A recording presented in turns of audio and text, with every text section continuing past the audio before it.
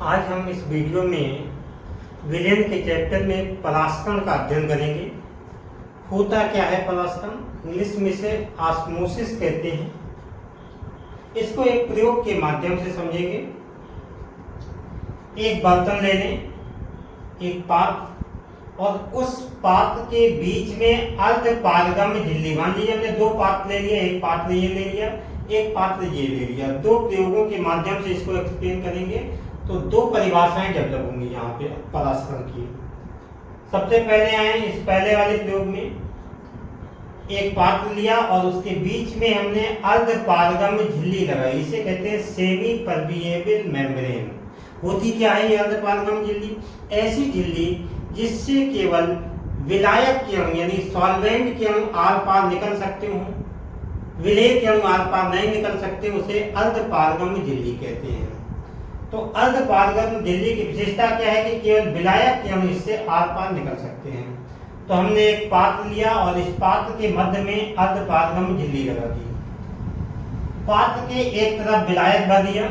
हम ये छोटे छोटे जो कण हैं ये विलायक के कण हैं, विलायक के अणु हैं, और जो बड़े बड़े दिख रहे हैं इनको हम विलेय के कण मान लेते हैं। तो विलायक भर दिया, विलायक में केवल छोटे छोटे कण होंगे। और इस अर्धपारगम्य झिल्ली के दूसरी तरफ विलयन भर दिया। विलयन में विलेय के कण तो होंगे ही, जो बड़े वाले हैं, और विलायक के कण भी होंगे। तो जब हमने एक विलायक को विलयन से अर्धपारगम्य झिल्ली द्वारा अलग किया तो हम देखेंगे कि विलायक के कण विलायक से विलयन की ओर गति करेंगे, और विलायक के कण विलयन की ओर तब तक गति करेंगे जब तक दोनों तरफ विलायक की सांद्रता समान नहीं हो जाती है। इसे परास्तरण कहते हैं। दूसरे प्रयोग में देखें, हमने अर्धपारगम्य झिल्ली लगाकर इस पात्र के एक तरफ तन विलयन भर दिया, दूसरी तरफ सांद्र विलयन भर दिया।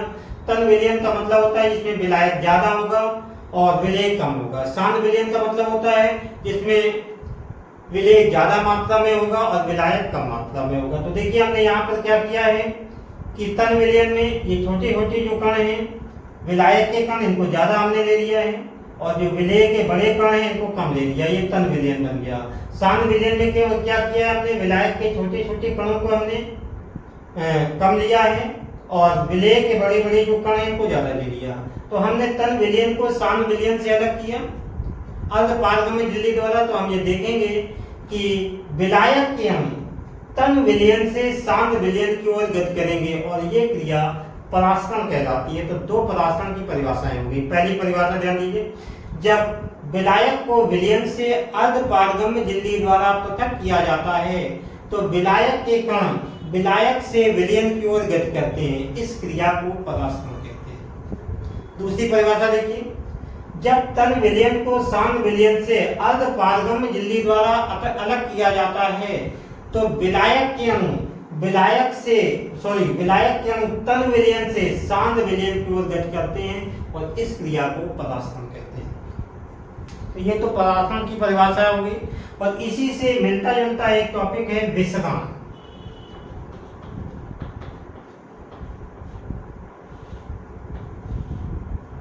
विसरण क्या होता है? दो पदार्थ ले लें, एक तरफ पदार्थ की मात्रा ज्यादा हो, एक तरफ पदार्थ की मात्रा कम हो। इसमें विलेय और विलायक दोनों आर पार होते हैं, दोनों एक दूसरे में ट्रांसफर होते हैं, चेंज होते हैं। तो दोनों में डिफरेंस क्या होगा? परास्तरण में केवल विलायक के अणु गति करते हैं, विसरण में विलायक और विलेय दोनों के अणु गति करते हैं। परास्तरण क्रिया को अगर हम प्रदर्शित करना चाहते हैं तो अर्धपारगम्य झिल्ली का होना आवश्यक है। विसरण क्रिया को प्रदर्शित करने के लिए कोई अर्धपारगम्य झिल्ली या किसी विशेष झिल्ली की आवश्यकता नहीं होती। जैसे हम इत्र की एक शीशी ले लें, उसको एक कमरे में खुला छोड़ दें तो क्या होगा? उसकी जो सुगंध होगी पूरे कमरे में फैल जाएगी। ये क्रिया कहलाती है विसरण। तो इसके लिए कोई विशेष झिल्ली की आवश्यकता नहीं होती, या हम प्रयोग कर रहे हैं तो उसके लिए पूर्ण पारगम्य झिल्ली ले सकते हैं। पूर्ण पारगम्य का मतलब फ्रीली परमिएबल, यानी ऐसी झिल्ली जिसके आर पार सब कुछ आ जा सकता हो, यानी विलेय भी आ जा सकता हो और विलायक भी आर पार हो सकता हो। तो परासरण क्रिया के लिए अर्धपारगम्य झिल्ली का होना आवश्यक है। विस्तरण क्रिया के लिए या तो कोई झिल्ली न ले या हम झिल्ली ले रहे हैं तो पूर्ण पारगम्य झिल्ली का होना आवश्यक है। यहाँ पर परासरण क्रिया में केवल विलायक के अणु गति करते हैं, विस्तरण क्रिया में विलायक और विलेय के अणु दोनों गति करते हैं। परासरण क्रिया में क्या होगा, जैसे आपने पढ़ा कि अगर विलायक और विलयन को लेते हैं तो यहाँ विलायक के अणु विलायक से विलयन की ओर गति करते हैं। अगर मान लीजिए यहाँ पर विस्तरण क्रिया हो रही होती तो क्योंकि इस क्षेत्र में विलायक के अणु ज्यादा हैं तो विलायक के अणु जो होते हैं वो विलायक से विलयन की ओर गति करते, और यहाँ पर यानी विलयन वाले भाग में विलेय के अणु ज्यादा है तो विलेय के अणु विलयन से विलायक की ओर गति करते, यानी दोनों दिशाओं में गति होती है। अगर हम तन विलयन और सान विलयन ले रहे हैं, अर्धपारगम्य झिल्ली लगा रहे हैं तो परासरण क्रिया हो रही है, इसमें क्या होगा, विलायक के अणु तन विलयन से सान विलयन की ओर गति करेंगे। अगर मान लीजिए यहाँ पूर्ण पारगम्य झिल्ली लगी हुई है, विस्तरण क्रिया हो रही है तो इसमें क्या होगा, तन विलयन से विलायक के अणु सान विलयन की ओर गति करेंगे और सान विलयन से विलेय के अणु तन विलयन की ओर गति करेंगे। ये दोनों में अंतर होता है परासरण और विस्तरण में। इसके बाद इस चैप्टर के जो इंपॉर्टेंट टॉपिक हैं वो हैं अणु संख्या गुण। ये क्या होते हैं, अणु संख्या गुण, अंग्रेजी में कहते हैं कॉलिगेटिव प्रॉपर्टीज, कॉलिगेटिव प्रॉपर्टीज। अणु संख्या गुण होते क्या हैं, देखिए नाम से आपको पता चल रहा है अणु संख्या, किसी पदार्थ के ऐसे गुण जो अणुओं की संख्या पर निर्भर करें, कणों की संख्या पर निर्भर करें। अब वो कण क्या है, परमाणु के रूप में है, आयन के रूप में है या अणु के रूप में, इस पर निर्भर ना करें, यानी कणों की क्वालिटी पर निर्भर ना करें, कणों की संख्या पर निर्भर करें, वो अणुसंख्या गुण कहलाते हैं। यानी वे गुण जो कणों की संख्या पर निर्भर करते हैं और कणों की प्रकृति पर निर्भर नहीं करते हैं वो अणुसंख्या गुण कहलाते हैं। जनरली ये गुण तन विलयन के गुण होते हैं क्योंकि तन विलयन आदर्श विलयन के रूप में व्यवहार करते हैं। कोई यौगिक है, मान लीजिए आयनिक यौगिक है NaCl है, इसके 10 मॉलिक्यूल है, मान लीजिए 10 अणु है, ये आयनित हो जाए Na+ में और Cl- में, इस तरह से 10 की जगह संख्या यहाँ 20 हो जाएंगी, 10 ही हो जाएंगे, 10 ही हो जाएंगे। तो कणों की संख्या चेंज हो गई, तो कणों की संख्या चेंज हो जाने से अणु संख्या गुण भी चेंज हो जाएंगे। तो अगर कोई यौगिक आयनित हो रहा है, वियोजित हो रहा है या संगुणित हो रहा है, संगुणित का मतलब जुड़ रहा है, बहुत से कण एक दूसरे से जुड़ रहे हैं, तो अणु संख्या गुण परिवर्तित हो जाते हैं क्योंकि कणों की संख्या परिवर्तित हो जाती है। इस चैप्टर में हम कुछ अणु संख्या गुणों का अध्ययन करेंगे, जैसे परासरण है, वाष्प दाब का अवनमन है, क्वथनांक का उन्नयन, हिमांक का अवनमन, इन चीजों का अध्ययन करेंगे। सबसे पहले हम यहाँ एक महत्वपूर्ण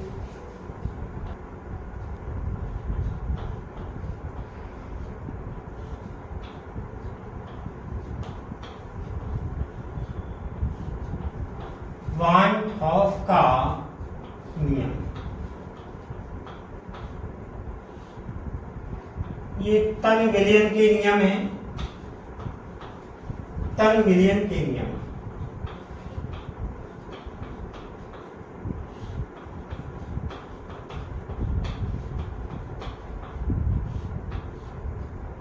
इसमें हम दो नियमों का अध्ययन करेंगे, एक बायल वान हॉफ का नियम और दूसरा है चार्ल्स वान हॉफ का नियम। तो सबसे पहले समझेंगे बायल वान हॉफ का नियम।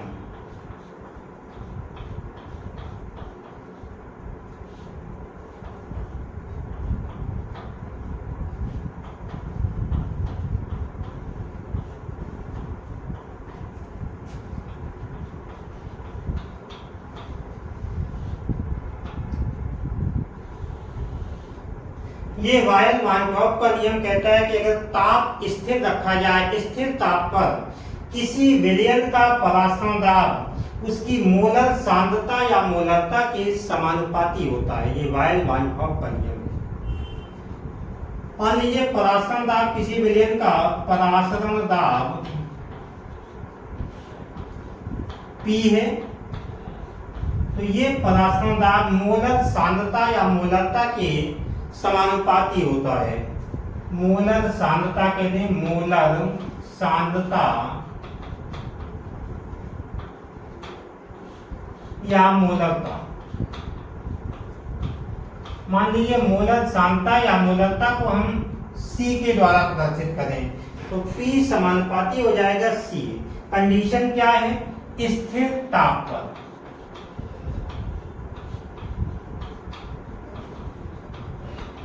ये वायल वानकॉफ का नियम है। स्थिर ताप पर किसी विलयन का परासरण दाब उसकी मोलर सांद्रता या मोलरता के समानुपाती होता है।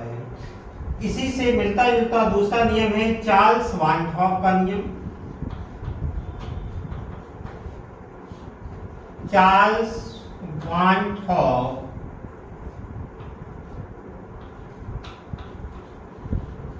का नियम। इसमें क्या होगा? आयतन स्थिर होगा। स्थिर आयतन पर किसी विलयन का परासरण दाब ये परम ताप के समानुपाती होता है। परम ताप को कैपिटल T के द्वारा प्रदर्शित करते हैं। तो ये चार्ल्स वानकॉफ का नियम है। स्थिर आयतन पर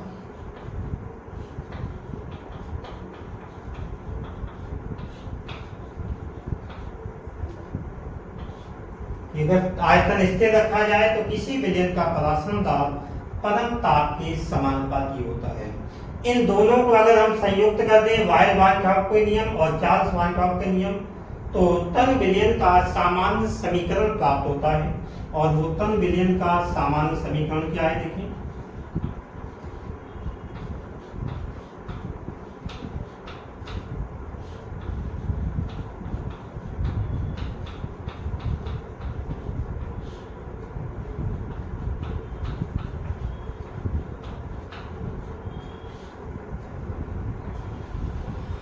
देखिए वायल वानकॉफ के नियम के अनुसार P समानुपाती हो गया C के, और चार्ल्स वानकॉफ के नियम के अनुसार P समानुपाती हो गया T के।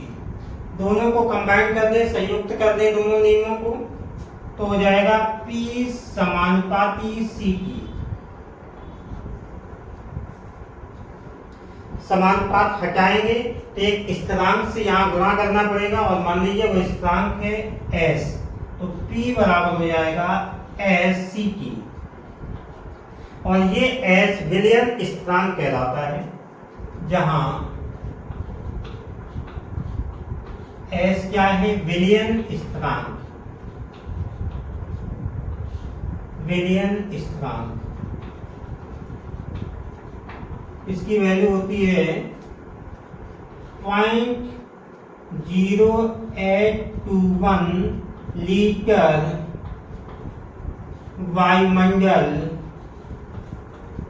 प्रति डिग्री केल्विन प्रति मोल।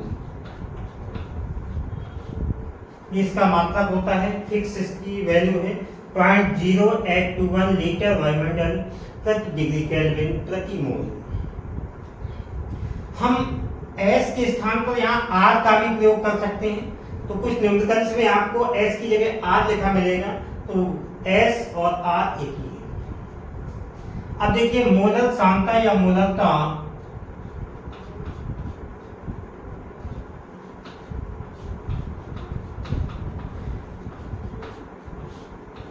C बराबर होती है मोलों की संख्या, मोलों की संख्या अपॉन आयतन लीटर में,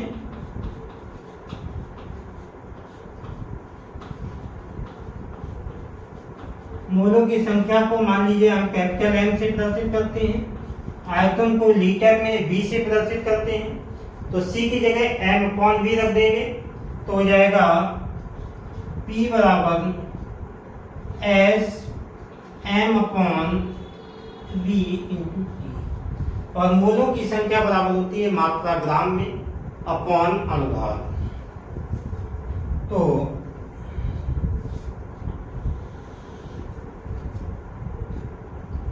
मोलों की संख्या,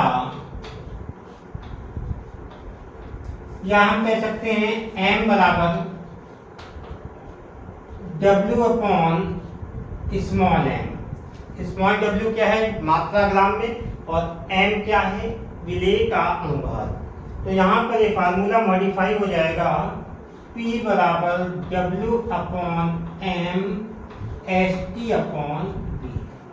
इस फार्मूले के माध्यम से हम किसी भी विलेय का परासरण दाब ज्ञात कर सकते हैं। यहाँ पर बस ये ध्यान रखेंगे कि P जो परासरण दाब आएगा वो वायुमंडल में आएगा। P क्या है, परासरण दाब, परासरण दाब किसमें है, वायुमंडल में। वायुमंडल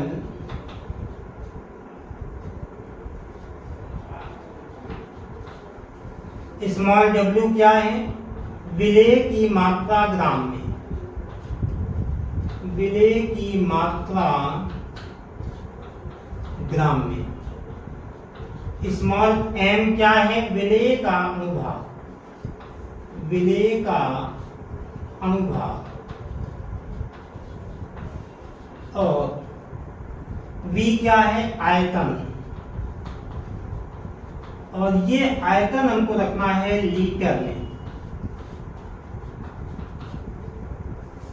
क्यों, क्योंकि S जो विलयन स्थान है हमारा वो भी लीटर में है, और इसका मात्रक है लीटर वायुमंडल प्रति डिग्री केल्विन प्रति मोल। तो इस तरह से हम वान हॉफ का नियम जो टन विलयन के लिए दिया गया है ये निकाल सकते हैं।